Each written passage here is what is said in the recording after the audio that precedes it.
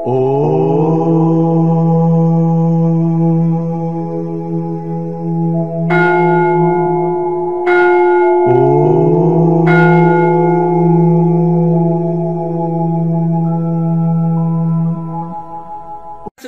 ఒక్కసారి రోగం వచ్చిందంటే నయం కాదు.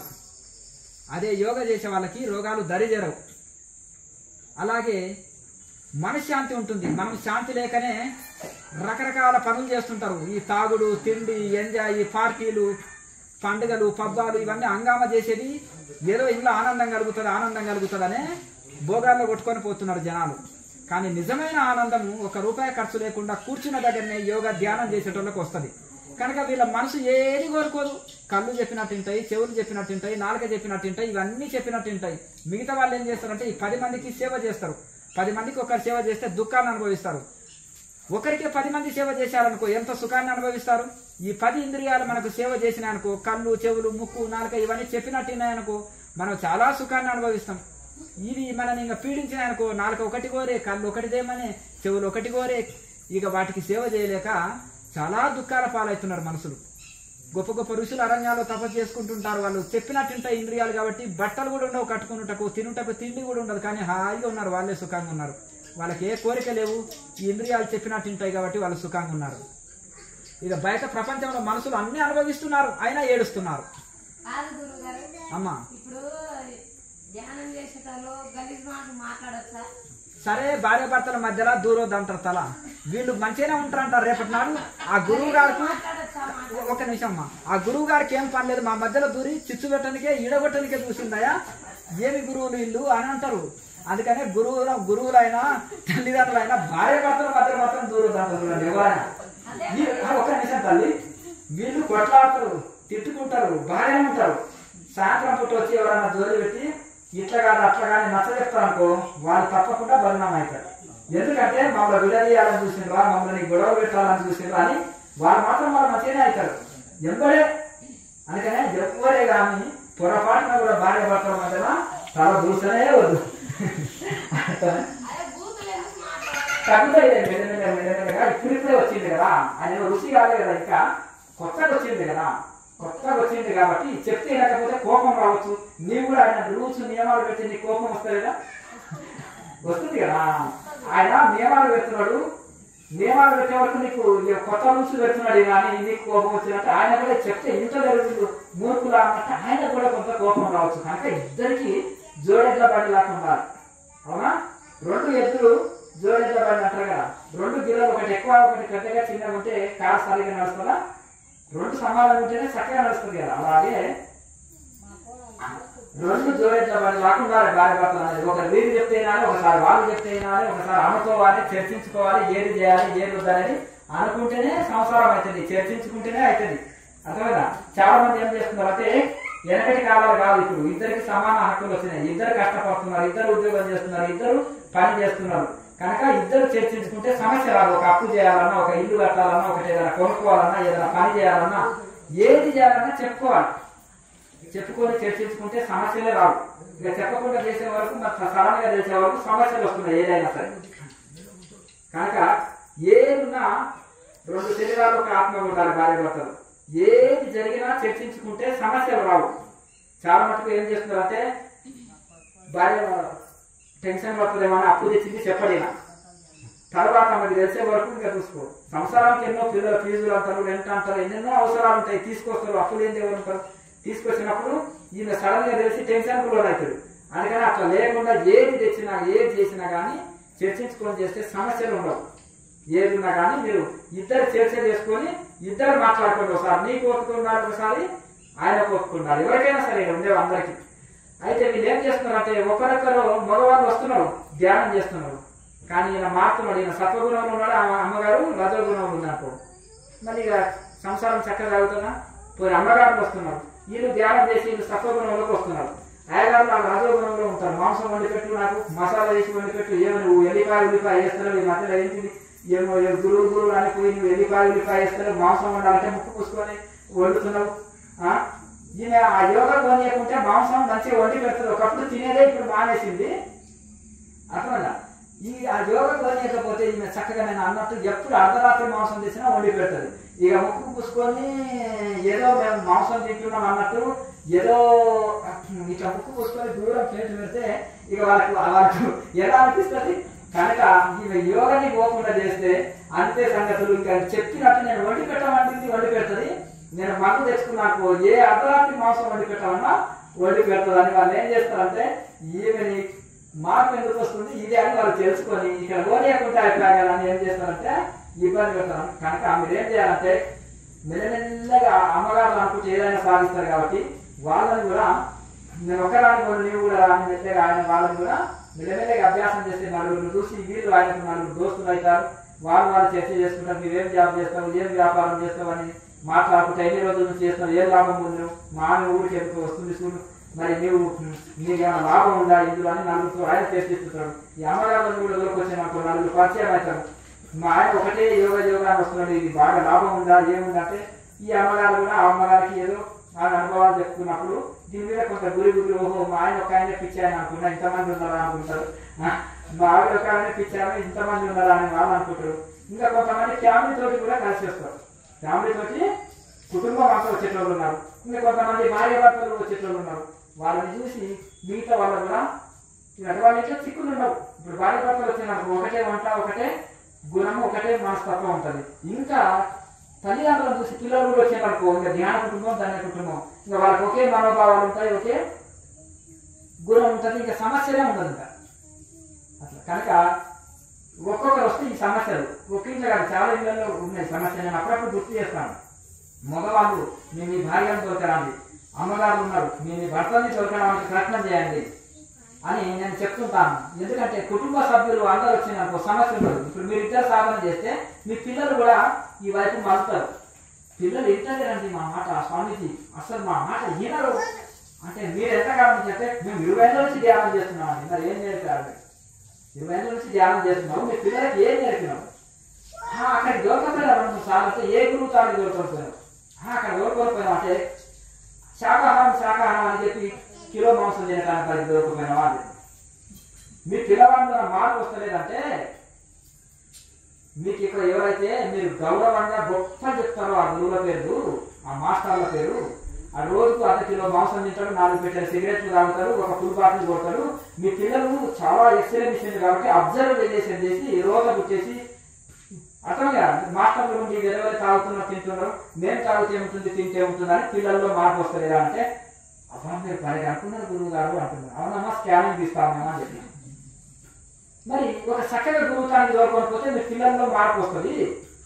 మీరు గతంలో తానికి దొరకలేదు కాబట్టి వాళ్ళలో మార్పు వస్తలేదు అని చెప్పి అంతే కదండి. కనుక ఆ విధంగా ఇప్పుడు ఎందుకంటే ఊరికే శాఖాహార జెండాలు పట్టుకొని తిరిగితే సరిపోదు కదా. మనిషి ఎందుకు స్థూలకాయం అవుతుంది? కేజీలు మాంసం తింటే కాదా? అనారోగ్య సమస్య ఉంటే ఎవరికో ఒకరికండి ఏదో హెల్త్ ప్రాబ్లమ్స్ తోటి వాళ్ళు వదిలే ఒకరిద్దరు వదిలేయండి మామూలుగా. ఎందుకంటే ఇంకా ఈ విధంగా మనకు ఎందుకంటే చాలా పిల్లల్లో కూడా మనం కరెక్ట్గా మనం మారితే పిల్లలు కూడా మారుతారు. మనం ఎక్కడ ఏ సెంటర్కి వెళ్తున్నామో ఆయన కరెక్ట్గా చెప్పగలగాలి. ఇప్పుడు ఇక్కడికి వచ్చిన వాళ్ళు కింద కూర్చోగలుగుతున్నారు. నేను కూడా ఒక సోఫా వేసి మంచిగా ఫీజులు పెద్దెత్తున వసూలు చేసి ఒక ఏసీ పెట్టేసి హాయిగా సోఫాలు వేస్తే ఈడ కూడా గుర్తుపెట్టి నిద్రపోతుంది. ఇది కూడా నిర్వహణ బ్యాచే. ఆనాడు శ్రీరామచంద్రుల వారు కూడా కాయకన్నమూలాలు తింటూ నేల మీద పడుకొని విశ్వామిత్రుడి వెంబడి యాగరక్షణకి వెళ్ళినప్పుడు చక్కగా నేల మీద కన్నమూలాలు తింటూ నేల మీద పడుకుంటే ఆయనకు వైరాగ్యం వచ్చింది యోగ వాసిష్టంలో. ఎందుకంటే ఆ విధంగా అక్కడ ఆ ప్రభావం ఋషుల దగ్గర వెళ్తే రాకుమారులు కూడా అంతే కదా. గురుకులాలు అందరూ సమానమే కదా, రాకుమారులు సామాన్యులు కూడా. మరి ఏం నేర్చుకున్నట్టు ఇంట్లో లగ్జరీ జీవితాలకు అభ్యాసమైన ఇంకా ఈ ఆశ్రమాల్లో కూడా లగ్జరీ జీవితానికి అభ్యాసం చేసింది. అర్థమైందా? నిజంగా సంపన్నుల గురించి నేను ఒకటి చెప్తాను. అక్కడ ఏసీ రూమ్ దొరుకుతుందా, సౌకర్యాలు ఉన్నాయా, క్యాంటీన్ ఉందా, ఇవన్నీ చూస్తాను. ఎన్ని లక్షణాలు కట్టించుకొని గురువు గారు మేము ఆడిపోతే ఈ సౌకర్యాలు తప్పనిసరి ఉండాలి అంటే వీళ్ళు పిక్నిక్ వెళ్ళినట్టు టైం పాస్ అనమాట. సంస్థలు ఎవరైతే పోతారో పిక్నిక్ వెళ్ళినట్టు టైం పాస్ పోతారు, ఏ మార్పు ఉండదు. వెళ్ళినామా కాసేపు ఏమైనా మ్యూజిక్లు పెట్టి ఎగిరినామా, చూసినామా, డ్యాన్సులు చేసినామా, ఇక తిన్నామా, తిరిగినామా, అక్కడ హోటల్లో ఒక లగ్జరీగా హాయిగా పిక్నిక్ వెళ్ళినట్టు వెళ్ళేసి వస్తున్నారు. మరి ఏం నేర్చుకున్నట్టు ఆధ్యాత్మికంగా ఇక్కడికి కూడా కొంతమంది సంపాదనలు వస్తున్నారు, కానీ అదే షాపులో కూర్చొని అదే చేసి అట్లే వాళ్ళు వీళ్ళలో మార్పు వస్తుంది. వీళ్ళ కొన్ని రోజులకు వీళ్ళలో ఆరోగ్యం లాభం పొంది కొంచెం మంచి లాభం పొందినప్పుడు ఓహో ఇది కదా యోగం, ఇది కదా కరెక్ట్ మార్గం, ఇన్ని రోజులు అక్కడ వెళ్ళి టైం వేస్ట్ చేసుకున్నాం అనేది వాళ్ళకి అనిపిస్తుంది. కనుక ఇంటికాడ భోజనం లేకొచ్చినామా, ఇంటికి సౌకర్యాలు లేకొచ్చినామా, ఎందుకు వచ్చినాము? మనం ఆరోగ్యం చక్క పెట్టాలి, మనశ్శాంతి పొందాలి, మోక్షం పొందాలి, సాధన ఏదో రుసులు చేసిన సాధన కరెక్ట్ చేయాలని వచ్చినాం. కానీ దీనికోసం కాదు కదండి. కనుక కనీస సౌకర్యాలు ఉన్నాయి, ఇదే కావాల్సింది మనిషికి జీవితం. ఏమైనా డబుల్ కార్డు పెట్టేసుకుని మీకేం అందేస్తలేం కదా, అర్థం కదా. మీరన్నా సాపు మీద పడుకుంటున్నారు, ఇంకా నేను ఉట్టి బండల మీదే పడుకుంటాను, అర్థమైనా? అట్లా ఆ విధంగా మనము, నేను అదే అంటాను, మలయాళ స్వామి అనేవారు, ఏమి స్వామిజీ మీరు చిన్న పిల్లలు అక్కడ సంధి సాధువు అయ్యి భారతదేశం అంతా తిరిగి ఘోర తపస్సులు చేశారు, తిరుమలలో 12 సంవత్సరాలు గుహలో ఎలుగుబంట్లు ఉండే గుహలు కలిగొండలేక మా గుహలు తపస్సు చేశారు, మళ్ళీ ఇప్పటి నిత్య విద్యార్థి లాగా మళ్ళీ నేల అనుకుంటున్నారు, సన్నిధి స్నానం చేస్తున్నారు, సబ్బులు వాడు ఒకటే పూట ఇంత తింటారు, మళ్ళీ నేల మీద పడుకుంటారు, ఎప్పుడు జపమాల చెప్తుంటారు, ఎప్పుడు ధ్యానంలో ఉంటారు, ఎప్పుడు మౌనాలు పాటిస్తున్నారు, మీకు అవసరం అండి, ఇంకా మీరు తరించలేదా, ఇంకా మీరు స్టూడెంటేనా అన్నారంట. ఒక పెళ్లికి వంటల వారు సాయంత్రం వరకు వండుతూనే ఉంటారు పల్లెటూళ్ళలో. నేను చెప్పేది పల్లెటూళ్ళలో, బంధువులు వచ్చారో మళ్ళీ పెడుతూనే ఉంటారు, మళ్ళీ సాయంత్రం వరకు వండుతూనే ఉంటారు. ఫంక్షన్ హాల్లో కాదు నేను చెప్పేది, పల్లెటూళ్ళలో. అయితే సాయంత్రం వరకు వండుతుంటే వాళ్ళు తినలేదనా, వాళ్ళు తిన్నారు కానీ వచ్చిన వాళ్ళ కోసం వండుతున్నారని అర్థం. తాము తరించారు కాబట్టి ఒక రుచి ఇతరుల కోసము, ఆదర్శం కోసం అలా. ఇప్పుడు గురువు గారు మంచి ఒక లిస్టు చెప్పారనుకోండి, ఉదయం బెడ్ కాఫీ, అర్థం కదా, మరి తర్వాత బ్రేక్ఫాస్ట్, తర్వాత రకరకాలమైన జ్యూసులు, రకరకాలమైన పాలు, పండ్లు, రకరకాల మిఠాయిలు, రకరకాల లగ్జరీ భోజనాలు, మంచి బిర్యానీలు, రకరకాలవి కోరుకున్నారనుకో లిస్టు. ఎందుకంటే గురువు గారికి అండి స్పెషల్ చేసుకొని పోతున్నా. నేను చాలా మటుకు చూసిన పీఠాధిపతులకి ఇట్లా తీసుకొని పోతుంటే స్పెషల్ ఉంటాయి. అందరికి మామూలు కూర ఉంటే చిక్కుడు గింజలతోటే చేస్తారు గురువు గారు స్పెషల్గా. చిక్కుడుకాయ గింజలు ఎంత చాలా ఉంటాయి కదా, నాటు చిక్కుడుకాయ కేవలం చిక్కుడుకాయ గింజలతోటే, ముద్దపప్పు, నెయ్యి, అందులో మిగడ పెరుగు, వీళ్ళకేమో నీళ్ళ మజ్జిగ, వీళ్ళకేమో నీళ్ళ సాంబారు, అర్థమైందా? వాళ్ళకి మాత్రము. ఇంకొకటి, పెద్ద పెద్ద సభలు జరిగితే భక్తులకు వేరే, కొంత ప్రవచనాలు ఇచ్చేటోళ్ళకు వేరే, స్వాములకు వేరే భోజనం, అర్థమైందా? అదే మిగడ పెరుగు, ముద్దపప్పు, స్వచ్ఛమైన నెయ్యి, మిఠాయిలు, నేతి మిఠాయిలు, గారెలు, బూరెలు, మంచి బ్రహ్మాండమైన 16 రకాలతోటి వాళ్ళకు ఉంటాయన్నమాట. ఇంకా అవన్నీ తిన్నాక ఊరుకుంటారా శరీరము?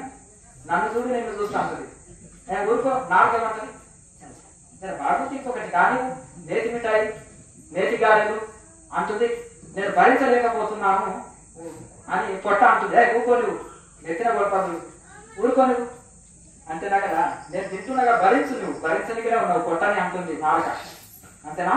మళ్ళీ దొరకదు ఈ ఫంక్షన్లో మంచి నేతి గారెలు, 4 తింటామని అంటుంది నాలుక, అంటుంది నేను భరించలేకపోతున్నాను అనేమో పొట్ట అంటుంది. అప్పుడు ఏం చేసిందంటే హాయిగా ఇక పొట్ట బాధ చెప్పుకోలేదు, అమాయకురాలు,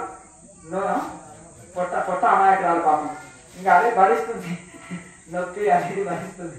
అలా ఈ కంట్రోల్ లేకుండా ఉండడం వల్లనే ఇప్పుడు సన్యాసుల, బ్రహ్మచారుల, గృహస్థుల, స్త్రీల, పురుషుల అంటారు. ఎవరు ఆహార నియమాలు పాటిస్తారో, ఎవరు అన్ని కంట్రోల్లో పెట్టుకుంటారో వాళ్ళకి అన్ని కంట్రోల్లో ఉంటాయి, ఆరోగ్యం చక్కగా ఉంటుంది, అన్ని రకాలు ఉంటుంది. ఎవరైతే కంట్రోల్ తప్పారనుకో, షడ్రుచులు అవసరమే శరీరానికి. షడ్రుచులు అంటే ఉప్పు, కారం, పులుపు, ఉగాది పచ్చడిలో కలుస్తాయి కదా అట్లా. కానీ లిమిట్, ఆహారం అవసరం శరీరానికి, ఏదైనా లిమిట్, మితి తప్పితే గతి తప్పుతుంది. మరి భగవద్గీతలో కృష్ణ పరమాత్మ అందుకని యుక్త ఆహార విహారస్య యుక్త చేష్టసు కర్మసు యుక్త స్వప్నావబోధస్య యోగో భవ దుఃఖః. నీకు అనంత దుఃఖాలు పోగొట్టే యోగం అవ్వాలంటే ఇది యోగ సాధకుడికి చెప్పింది. అంటే మిత ఆహారమే ఉండాలి, మిత నిద్ర ఉండాలి, మితమైన పని ఉండాలి, మిత వ్యవహారం ఉండాలి, మితమైన మాటలు ఉండాలి, అన్ని మితంగానే ఉండాలి. ఈ అన్నిట్లలో మితం ఉంటే ఈ యోగ సాధకుడు ఈ నియమాలు పాటించి యోగ సాధన చేస్తే లాభం ఏంటంటే యోగారూఢ స్థితి కలుగుతుంది. లాయమాసి అంటాడు, క్రియ చేస్తే లాభం ఏంటి? క్రియ పరావస్థ కలుగుతుంది. యోగం చేస్తే యోగారూఢ స్థితి కలుగుతుంది అని భగవద్గీత కొత్త కొత్త పదాలు వాడాలి కృష్ణ పరమాత్మ. స్థితప్రజ్ఞుడు ఎక్కడ స్థితప్రజ్ఞుడు అని పదం, అనన్య భక్తుడు, స్థితప్రజ్ఞుడు, అలాగే గుణాతీతుడు, ఇవన్నీ కృష్ణ పరమాత్మ భగవద్గీతలో కొత్త కొత్త పదాలు వాడారు. ఇవన్నీ ఒకటే స్థితి కనుక యోగారూఢ స్థితి అనేది కొత్తగా వాడిన పదం భగవద్గీతలో. యోగారూఢ స్థితి అంటే యోగంలో అతీత స్థితి. చదివితే ఉద్యోగం వచ్చేసి స్థితి. ఇప్పుడు చదివేటప్పుడు నియమం ప్రకారం చదివితే లాభం అంటే ఉద్యోగం వస్తుంది. నిష్కామ కర్మ చేస్తే నైష్కర్మ స్థితి వస్తుంది. క్రియ చేస్తే నిష్క్రియ స్థితి వస్తుంది. యోగం చేస్తే యోగారూఢ స్థితి కలుగుతుంది. ఈ బెనిఫిట్ ఏంటిది నేను ఇది చేస్తే అంటే అట్లా ఆ స్థితి కలుగుతుందని అర్థం అన్నమాట. కనుక ఇవన్నీ లాభం ఏంటిదయ్యా అంటే అన్ని కంట్రోల్గా ఉండాలి. ఇది లేకపోతే నాకు నడవదు అనొద్దు. చాలా మంది పాడు మిగుతాను ఏమయ్యా ఇంజన్ ఎంబడి డబ్బాలు వచ్చినట్టు నా తోక ఎంబడి ఎందుకు వస్తున్నాను నా పాడు మిగుతుంది కొంతమంది అన్నారు. అంటే ఫారినర్స్ బాబా బాబా అంటారు. వచ్చేసిన తర్వాత సాగుని అక్కడ నార్త్ ఇండియాలో బాబా అంటారు, ఫారినర్స్ కూడా బాబా బాబా అంటారు. అయితే ఆయన వచ్చేసి ఏమంటారు, మేము చాలా ఆశ్రమాల్లో చేయైనా ఆ ఆశ్రమాల్లో పెద్ద ఎత్తున ఫీజులు ఉంటాయి. ఒక ఏసీ రూమ్ తీసుకుంటే 10,000 రూపాయలు ఉంటుంది. గేట్ ఫీజు కూడా ఉంటుంది. భోజనానికి సపరేట్ ఫీజులు ఉంటాయి. క్లాసులకు వేరే, ఉపదేశాలకు వేరే ఉంటాయి. పోనీ వాళ్ళ జీవితం కూడా చాలా లగ్జరీగా ఉంటుంది. మాకు ఏది లేకపోతే నడవదు, వాళ్ళకి ఏది లేకపోతే నడవదు. మాకు ఏసీ రూమ్ లేకపోతే నడవదు, అర్థమైందా? ఇక మరి మాకు డబల్ కాట్ బెడ్ లేకపోతే నడవదు. మాకు రకరకాలుగా చిరుతిళ్ళు రకరకాలుగా ఏది లేకుండా ఉంటాయి కదా మీకు లిస్టు. ఆ లిస్టు మాకు నడవదు, మీకు నడవదు. మరి ఏమి తేడా అని నాకు అనుకున్నాను. మిమ్మల్ని నేను బాగా అబ్జర్వ్ చేస్తున్నాను. అబ్జర్వ్ చేస్తే వాళ్ళు చెప్పులు దొరుకుతారు, పెద్ద పెద్ద బూట్లు వేసుకుంటారు అక్కడ. అయితే ఇవన్నీ ఏం లేకుండా అబ్జర్వేషన్ చేసి మిమ్మల్ని మేము ఇన్స్పైర్ చేసి మేము ఎప్పటి తిరుగుతున్నాం అనుకుంటారు. అర్థం కాదు. చెప్పులు లేవు, టీ తాగరా. చలిలో ఆహారం అన్న తీసుకోరు కానీ టీ 20 సార్లు తాగుతారు. నార్త్ ఇండియా సాగులు కూడా టీ 20 సార్లు కానీ 30 సార్లు అయినా తాగుతారు. విపరీతంగా ఉంటుంది అనమాట. కనుక Baba no chai, no chappal, no chapati, no soap, no mat అంటుంది. అర్థమైంది కదా. ఇదేం లేకుండా ఆయనకు నడిచిపోతుంది అని అంటుంది. ఒక పారిన యువకుడు అరటి పండ్లని మొదలు తీసి పక్కకెట్టి తొక్కలు ఇక్కడ పెడతారు కదా. దిస్ ఈజ్ యువర్ ఫుడ్ బాబా అని పెట్టారు. అర్థమైందా? బనానా తొక్కల్ని ఒక 5-6 టక తినేసినాను.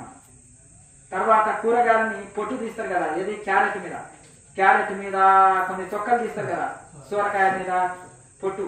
ఆ పొట్టు తర్వాత ఈ యొక్క దీన్ని ఏమంటారు, ముల్లంగి ఆకులు కట్ చేస్తారు కదా సగం. ఆ ముల్లంగి ఆకులు ఇది నేను బద్రీనాథ్లో ఉన్నాను. ఇక్కడ కాళీ కమలి బాబా ఆశ్రమం.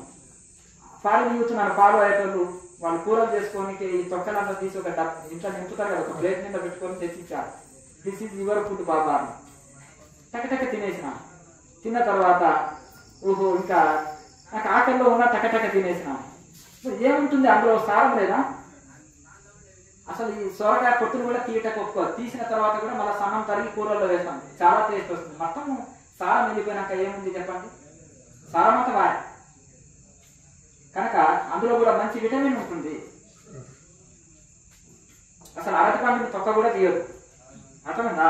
అంత బాగా కడగాలి, తినేసేయాలి. అట్లే మేక తీసుకుందా, తొక్క తీసుకుందా చెప్పండి.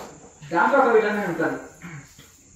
అట్లా ఆ విధంగా ఇది చేసే వరకు అక్కడ ఎందుకు వాళ్ళు అంత పెద్ద పెద్ద సాధువులని చాలా పేరొందిన పీఠాధిపతులను వదిలేసి మరి మన ఎంబడి ఎందుకు ఫాలో అవుతున్నారు? చూసారా ఆచరణ అనేది ఎట్లా ఉంటుంది? ఇది గొప్పది కాదు కానీ నాకు ఏది లేకపోతే నడవదు, నాకు టీ లేకపోతే నడవదు, ఆయనకు నడవదు. లేక నాకు ఇది లగ్జరీ భోజనం కావాలి, నాకు నడవదు, వాడికి నడవదు. వాట్ ఈస్ డిఫరెంట్ అంటున్నారు వాళ్ళు. What is difference? ఆయనకు నాకు తేడా ఏంటి? ఆయన సాధువు సన్యాసి, నేను నార్మల్ పర్సన్ని. అది ఆయనకి నాకు భేదం ఏంటి? ఆయనకు నడవదు, కనీస వసతులు లేకపోతే నాకు నడుస్తలేదు.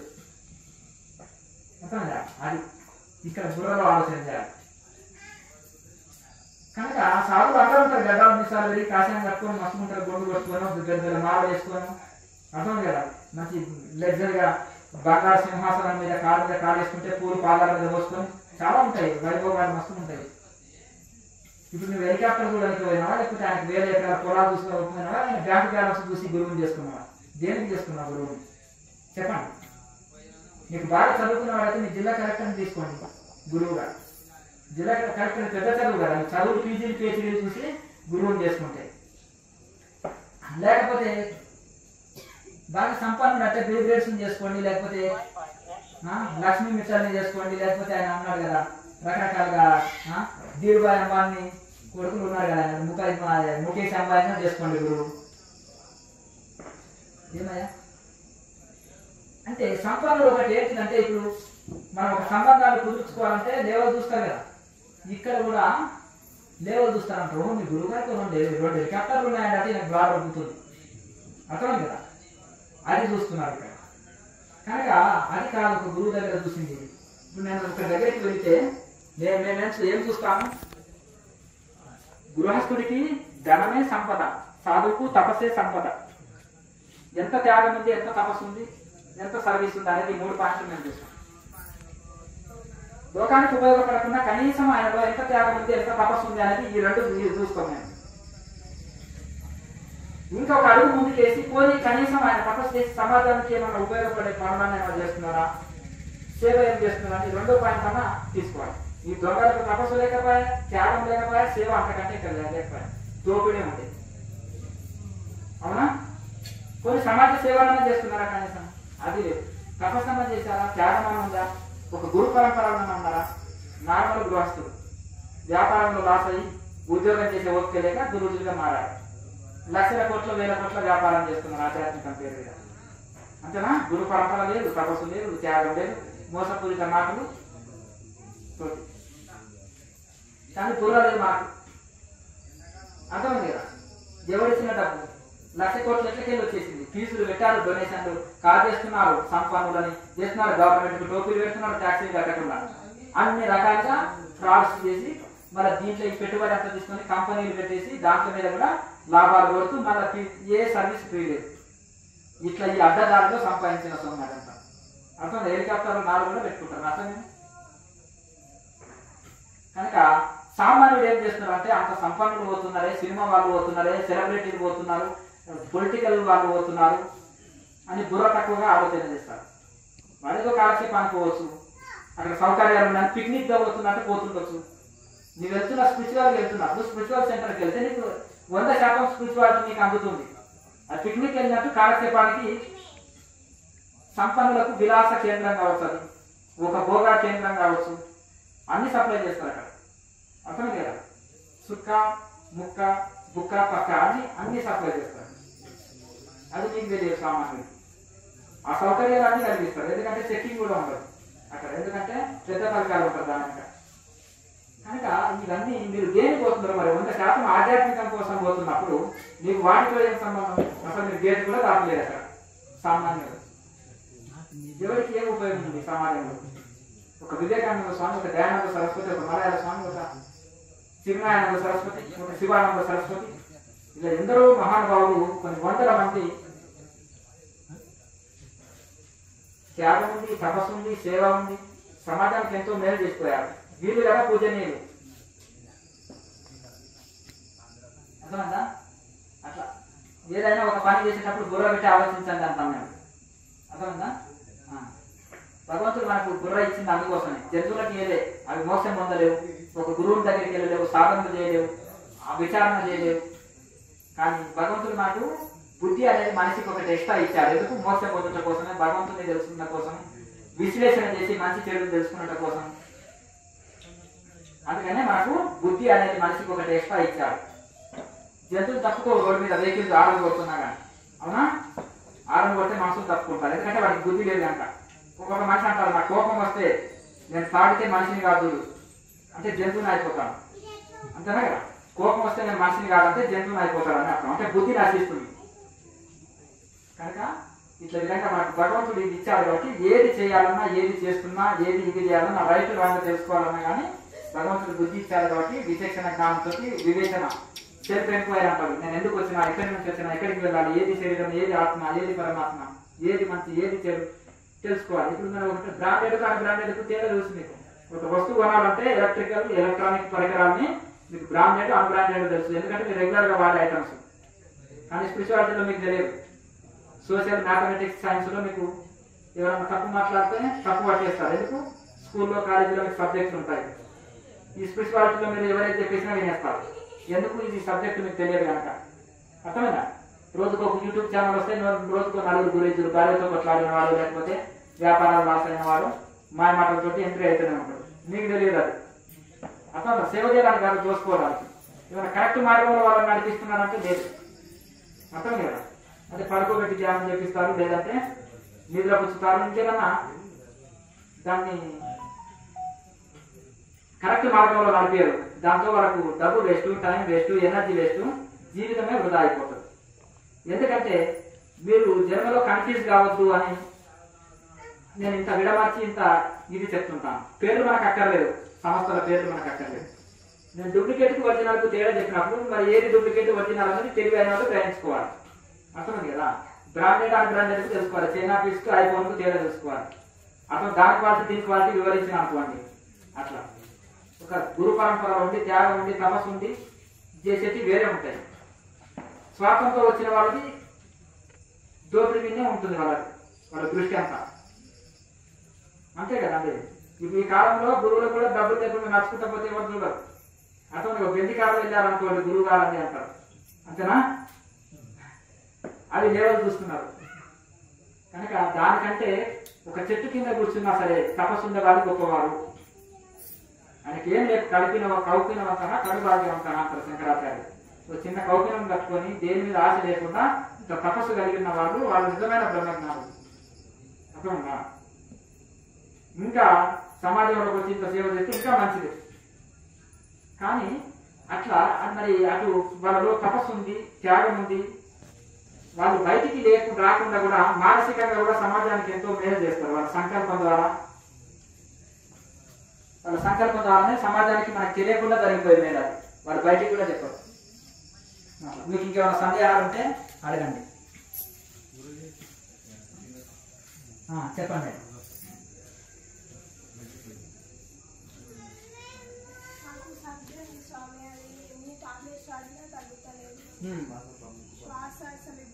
సొంటి మిరియాలు పిప్పలు కషాయం రోజు తాగండి. ఇంకా చలికాలము ఈ జబ్బు, ఈ చలికాలం ఇంకా ఎక్కువ ఉంటుంది ఇబ్బంది. మామూలుగా మీలాంటి వాళ్ళకి చలికాలం ఇంకా ఎక్కువ ఇబ్బంది ఉంటుంది. జలుబు సర్ది ఉండే వాళ్ళకి. అదే అమ్మా, సర్ది ఉంటే అని చెప్పినావు, దానికి ఆన్సర్ కూడా చెప్పేసిన. చలికాలంలో ఇంకా ఇబ్బందిగా ఉంటది. ఇప్పుడు చలికాలం కదా వచ్చేసింది, ఇప్పుడు ఇబ్బందిగానే ఉంటది. వాళ్ళు అట్లా చెప్తే వాళ్ళకి ఏం పని లేదు. కానీ నువ్వు చెప్పింది విను. ఈ యొక్క సొంటి మిరియాలు పిప్పాలు కషాయం తాగు, సరిపోతుంది. ఇంకో మా రాముడికి 2 కిడ్నీలు ఫెయిల్ అయిపోయినాయి, ఇంకో వచ్చి అంత చక్కగా అయిపోయింది. అర్థమైందా. ఎందుకు చక్కగా అయిపోయింది? చెప్పినట్టు తింటే అంత బాగుపడతాయి. మరి కనుక అయితే ఆ విధంగా ఒకటి ఎందుకంటే మనం కొన్ని చిన్న చిన్న చిట్కాలతో తొలగించుకునేవి కొంచెం ఉంటాయి. అర్థమైంది కదా. ఇప్పుడు ఎప్పుడైతే ఆ జలుబు పోయిందో తర్వాత ప్రాణాయామ అభ్యాసం, యోగాభ్యాసం బాగా చేయగలుగుతాం. గుర్తుందా? చెప్పింది మర్చిపోయినావా? సొంటి మిరియాలు పిప్పాలు అన్ని షాప్లో వచ్చి అడిగితే ఇస్తారు. మీకు తెలియకుండా సరే పేరు చెప్తే సార్. నెక్స్ట్ అతిరుద్ర యాగం అని పెద్ద పెద్ద స్వామీజీలు యాగాలు చేస్తారు. దానివల్ల సామాన్యులకు ఏమైనా లాభం ఉంటుందా? వాళ్ళ దగ్గర డబ్బులు ఎక్కువ ఉన్నాయేమో చేస్తున్నారు. చేయండి. డబ్బులు ఎక్కువ కాదు, 10 రూపాయలు పెడితే 1000 రూపాయలు వస్తాయి. ఇప్పుడు ఏం పని చేయలేదు అనుకో, నీకు డబ్బులు ఎట్లకెళ్ళి వస్తాయి? అదే నేను ఒక జాడ తల పెడుతున్నాను అన్నానుకో, ఒక జాడ చందా వసూలు చేసిన అనుకో, 1 కోటి రూపాయలు వచ్చాయి. అందుకెళ్ళి ఎంత 10 లక్షలు పెట్టి చేస్తే 90 లక్షలు మిగిలినట్టే కదా. మిగిలినట్ట కాదా? మరి అదొక పెద్ద వ్యాపారం. అర్థంగా ఒక ఆయన 10 లక్షల కోట్లు వసూలు చేసి అదే 10,000 కోట్లు వసూలు చేసి 1000 కోట్లు హైదరాబాద్ పక్కన కట్టిండు. మరి అది కట్టకపోతే ఆయన మరి 900 కోట్లు మిగులుతుండేనా? అంతేనా కదా. అట్లా అది 9,000 కోట్లు మిగులుతుండేనా? అంతేనా కదా. అట్లా ఇవన్నీ ఉంటాయి. గేటు కూడా టికెట్ పెట్టిండు. లెక్క ఇయ్యా మరి. ఎందుకంటే ప్రజలు ఏదో ఒక పని చేస్తుంటే డబ్బులు అడగనికే ఉంటుంది. అర్థం కదా. క్రియాహి యజ్ఞ క్రియాహి వేదపాఠి క్రియ చేసేటప్పుడు ఏ యజ్ఞం అవసరం లేదు. ఒకవేళ చేయాలనిపిస్తే ఇంత నెయ్యి 4 కర్రలు రూపాయి ఖర్చు లేదు, 4 మంత్రాలు చేసుకో, నష్టమే ఉంది. దాన్ని దయానంద సరస్వతి వారు 15 నిమిషాలు హోమం చేసుకునే పద్ధతి చెప్పారు. దాన్ని నిత్య అగ్నిహోత్రి అంటారు. వాళ్ళకి నిత్యం అగ్నిహోత్రం చేసుకోవచ్చు. అర్థమైందా. దానికి ఏం ఖర్చు ఉంది చెప్పుకున్నాం? ఏం ఖర్చు లేదు. అర్థమైందా. కనుక అసలైన యజ్ఞము క్రియనే అని అంటారు రాయమాస. క్రియాహి యజ్ఞ క్రియాహి వేదపాఠ. ఇంకా వేదం లొడలో ఏ వేదం చదవనక్కర్లేదు. క్రియనే వేదం అంటారు. 4 వేదాలు 4 క్రియాస్ అంటారు. అలాగే క్రియాని యజ్ఞ లోపల యజ్ఞం జరుగుతుంది. అర్థమైంది కదా. కుండని మేల్కొంటుందా, లోపల జఠరాగ్ని జరుగుతుందా, అది యజ్ఞం జరుగుతూనే ఉంటుంది. లోపల నువ్వు ప్రాణాయామం చేయి, ఆటోమేటిక్గా శరీరం వేడి ఎందుకు వస్తుంది? అగ్ని తగలకపోతే. అవునా? చాలా మంది ఉష్ణం అవుతుంది ఎందుకంటున్నారు, మరి యజ్ఞం జరుగుతుంది లోపల. అర్థమైందా? ఆ వాత పిత్త కపాలు తొలగిపోతాయి, శరీరంలో ఉండే నీరు ఫ్యాట్ అంతా వెళ్ళిపోతుంది, శరీరంలో ఉండే జబ్బులను వెళ్ళిపోతాయి యజ్ఞం జరుగుతుంటేనే. మరి సూర్యుడు వెంటకే కదా ధాన్యాన్ని ఎండలో వేస్తే అందులో ఉండే ఫంగస్ వెళ్ళిపోతుంది, అందులో ఉండే క్రిములు చచ్చిపోతాయి, అందులో ఉండే దోషం అంతా ధాన్యాల దోషం. అమ్మగారు ఏదైనా పురుగు వచ్చింది అనుకో ఎండలో ఎండబెడతారు. అవునా? ఎందుకు? ఆ సూర్యరశ్మి ద్వారా అందులో ఉండే దోషం వెళ్ళిపోతుంది ధాన్యాలు. అందుకని ఈ శరీరంలో కూడా సూర్యుడు ఉన్నాడు, ఈ శరీరంలో కూడా అగ్ని ఉంది. అర్థమైందా? ఆ అగ్నితత్వం వెళ్ళి మణిపూరక చక్రం, అక్కడ అగ్ని అడుగుతుంది. ఆ అగ్ని వైశ్వాన అగ్ని అంటుంది. అహం వైశ్వాన నవభూత్వ ప్రాణినాం దేహమాశ్రిత ప్రాణాపాన సమాయుక్త పచామ్యన్నం చతుర్విధం అంటున్నాడు. 4 రకాల ఆహారాలు మనం తింటే అవన్నీ జీర్ణం జరుగుతుంది.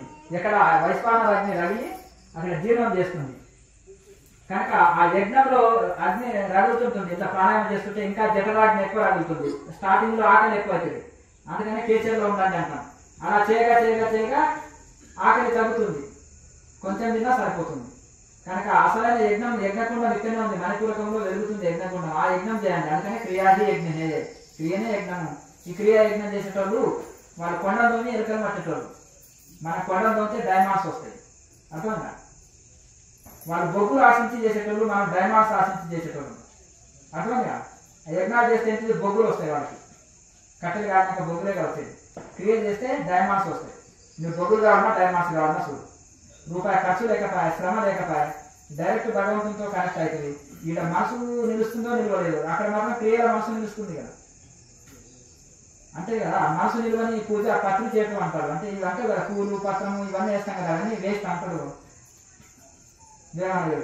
అంటే మనసు నిలవక ఎన్ని కాయలు పండ్లు తీసి పోస్తూనే ఉన్నావు భగవంతుని దగ్గర, ఏం లాభం? మనసు నిలవకపోతే మనసు నిలిపి చేస్తున్నావు, డైరెక్ట్ భగవంతునితో కనెక్ట్ అవుతున్నావు, రూపాయి ఖర్చు లేదు, ఆరోగ్యం పొందుతున్నావు, శాంతి పొందుతున్నావు, డైరెక్ట్ భగవంతునిలోనే లీనం అయిపోతున్నావు, అనంత శాంతి పొందుతున్నావు, డైరెక్ట్ మోసం పొందే సాధన.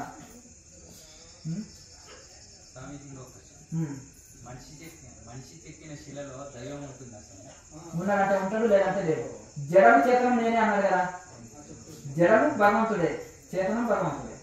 జడమైన దాంట్లో శక్తి తక్కువ ఉంటుంది, చేతనమైన దాంట్లో ఇది ఉంటుంది. సూర్యుని నేనే అన్నాడు అంటే సూర్యులో విశేషమైన శక్తి కాంతి ఉంది, అంతేనా కదా. అలాగే చంద్రుడు నేనే అన్నాడు, గర్భమంతుని నేనే అన్నాడు, రకరకాలుగా ఋషులను నేనే అన్నాడు. రకరకాల ఎక్కడ శక్తియుతము కాంతియుతము బలయుతం ఉందో అక్కడ నా శక్తి విశేషంగా ఉంటుంది అని అన్నాడు భగవద్గీతలో. అంటే మిగతా ఆయన కాదన్నా. జడం చేతనం మతం నేనే అన్నాడు, చివరికి మన మతం నేనే అన్నాడు. విశ్వరూపంలో జడం చేతనం బ్రహ్మాండం అంతా చూపించాడు. జడం చేతనం అంతా నేనే అని చెప్పాడు.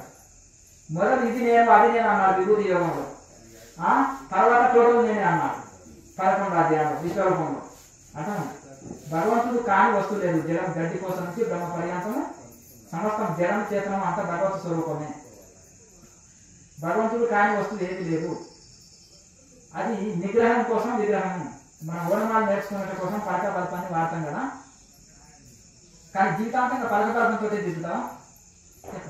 స్టార్టింగ్ లో ఓనమాలు వచ్చేంత వరకు, తర్వాత అవసరం లేదు కదా. అలాగే ఇది కూడా బిగినింగ్ స్టేజ్ లో మనం నిగ్రహం కోసం వాళ్ళు ఋషులు ఏం చేశారంటే చదువు రాని వాళ్ళ కోసం ఏర్పాటు చేసినవి. కానీ అక్కడ దేవుడు నాడు మొక్కు అంటే మొక్కుతారు. షోడోపచార పూజ, ఒక ఇంటికి అతిథి వచ్చినప్పుడు అతనికి మర్యాద చేస్తాం కదా 16 రకాలుగా. ఆ మర్యాద చేసేదే షోడోపచార పూజ అంటారు. 16 రకాలుగా సేవించడం. దాన్ని అలా అభ్యాసం చేసి నేను అక్కడే ఆగమని ఏ ఋషి చెప్పలేదు. మరి అట్లంటే 4 వాళ్ళు నవవిధ భక్తి అని 9 లెవెల్స్ ఎందుకు చెప్పారు? అష్టాంగ యోగం అని 8 లెవెల్స్ ఎందుకు చెప్పారు పతంజలి మహర్షి? అంతేనా కదా. ఆసనాలు యోగం కాదు, ఫిజికల్ ఎక్సర్సైజ్. అది చాలా మంది యోగా అంటే ఫిజికల్ ఎక్సర్సైజ్ అనుకుంటున్నారు. కాదు, జీవాత్మని పరమాత్మలో కలపడమే యోగము. అట్లా కనుక ఈ యొక్క ఇవన్నీ బయట కర్మకాండాలు అనేకమైన బిగినింగ్ స్టేజ్. అన్ని బిగినింగ్ స్టేజ్. అక్కడే కూర్చుంటే ముందుకు వెళ్ళలేము. ముందుకు వెళ్ళాలి కదా. మీకు ఉద్యోగం కావాలంటే పై చదువు చదవాలి కదా. ముందుకు వెళ్ళాలి, అక్కడే ఆగకూడదు. ఈ క్రియ చేసేటోళ్ళకి ఏది అక్కర్లేదు, అన్ని చేసేటోళ్ళు క్రియలోకి ఎప్పుడో ఒకసారి రావాల్సిందే. స్వామీజీ ఇప్పుడు క్రియ చేసేవాళ్ళు దేవాలయాలకు వెళ్ళాల్సిన అవసరం లేదు. నీకు వెళ్ళాలనిపిస్తే వెళ్ళు, లేకపోతే లేదు. నీకు టైం వేస్ట్ అనిపించింది అనుకో, నువ్వు క్రియలో ముందుకు వెళ్తున్నావు అని అర్థం. నువ్వు క్రియలో అనంతమైన శాంతి పొందుతున్నావు అనుకో, అనంతమైన శాంతి పొందినప్పుడు ఇది టైం వేస్ట్ పనులు అని నీలో వచ్చింది అనుకో, నువ్వు వెళ్ళవు కదా, అంతేనా? నువ్వు డైరెక్ట్ భగవంతునితో నేను ఇలా కనెక్ట్ అవుతున్నా అని నీకు అనిపించింది నీ ఆత్మకు, నువ్వు వెళ్ళవు కదా.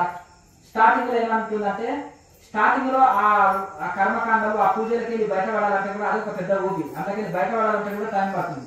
దానికి బానిస అయిపోయి అందులోనే కొట్టుకొని పోయేటోళ్ళు అందుకని బయటపడాలంటే కొంచెం టైం పడుతుంది. సడన్ గా మానవంతలేము. క్రియని పెంచుకుంటూ పెంచుకుంటూ అవి తగ్గిస్తూ క్రియని పెంచుతుంటే కొన్ని రోజులకు అవి లేకుండా ఎన్నో శాంతి పొంది దైవంలో కనెక్ట్ అయిపోయి దైవానుభూతులు పొందడం వలన ఇవి ఆటోమేటిక్గా వదిలిపోతాయి వాళ్ళకి.